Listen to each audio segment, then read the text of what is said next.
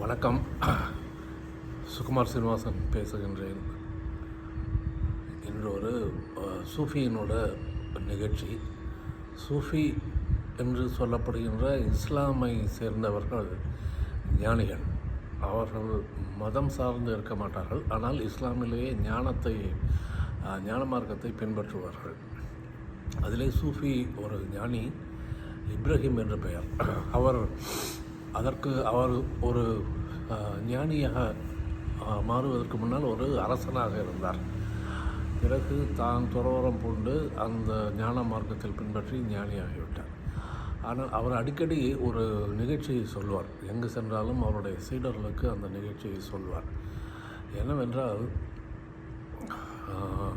அதாவது ஒரு நாள் இரவு அவர் தன்னுடைய வீட்டிலே, ஆசிரமத்திலே இருந்து படுத்து கொண்டிருந்த பொழுது நள்ளிரவு சமயத்தில் அந்த ஆசிரமத்தினுடைய மேலே ஓடுகள் வைந்திருக்கும். அந்த ஓடுகளின் மேல் யாரோ நடப்பது போல் சத்தம் கேட்டது.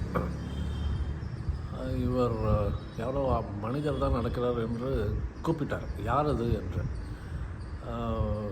நான் தான் என்று ஒருவர் பதில் வந்தது. நீங்கள் யார், என்ன செய்கின்றீர்கள் இந்த நேரத்திலே என்று கேட்டார். அதற்கு அந்த மனிதர் சொன்னார், நான் என்னுடைய தொலைந்து போன ஒட்டகத்தை தேடிக்கொண்டிருக்கின்றேன் என்றார். இவருக்கு சிரிப்பு வந்து விட்டது. உடனே கேட்டார், என்னப்பா நீ தொலைந்து போன ஒட்டகத்தை ஒரு வீட்டினுடைய ஓட்டு கூரையின் மேல் தேடுகின்றாயே, இது ஏதாவது நியாயமாக இருக்கின்றதா என்று கேட்டார். அதற்கு அந்த குரல் வந்தது. அந்த மனிதரிடமிருந்து பதில் வந்தது, ஐயா, நீங்கள் உங்களுடைய ஒரு குறுகிய எல்லையுடைய உங்களுடைய மனதிற்குள்ளேயே இருந்து கொண்டு நீங்கள் இறைத்தன்மையை பற்றி தேடிக்கொண்டிருக்கின்றீர்கள். நீங்கள் அவ்வாறு தேடும்போது அதனால் முடியாது என்பது தெரியும். ஆனால் அந்த மனதை வைத்துக்கொண்டே நீங்கள் இறைவனை தேடிக்கொண்டிருக்கின்றீர்கள்.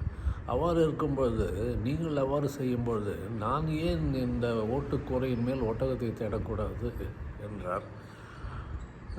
இந்த நிகழ்ச்சியை இப்ராஹிம் அடிக்கடி சொல்வார். அதாவது மக்கள் எல்லோருமே தங்களுடைய மனதுக்கு அடிமையாக இருக்கின்றார்கள் என்பதை சுட்டிக்காட்டத்தான் இந்த நிகழ்ச்சி. இந்த மனம் என்பது தான் அது எல்லாவற்றையும் தெரிந்தது போல் நடித்து கொண்டிருக்கும். அதற்கு நாம் அடிமையாகிவிட்டு நான் எல்லாம் தெரியும், எனக்கு எல்லாம் தெரியும் என்ற ஒரு மனப்பாவனையிலே நாம் வாழ்ந்து கொண்டிருக்கின்றோம். அதனால் மனதுக்கு அதனுடைய எல்லையை தாண்டி யோசிக்கவோ அல்லது நினைக்கவோ தெரியாது. அதுதான் அதனுடைய இயல்பு. தெரியாத விஷயத்தை பற்றி மனதுக்கு தெரியாது.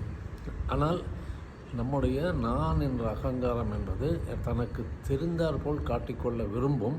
அதனால் பல்வேறு விதமான பொய்களை சேகரித்துவிடும், பொய்களை பேசும், பொய்மையாக நடக்கும். இதுதான் மனதினுடைய வேலை.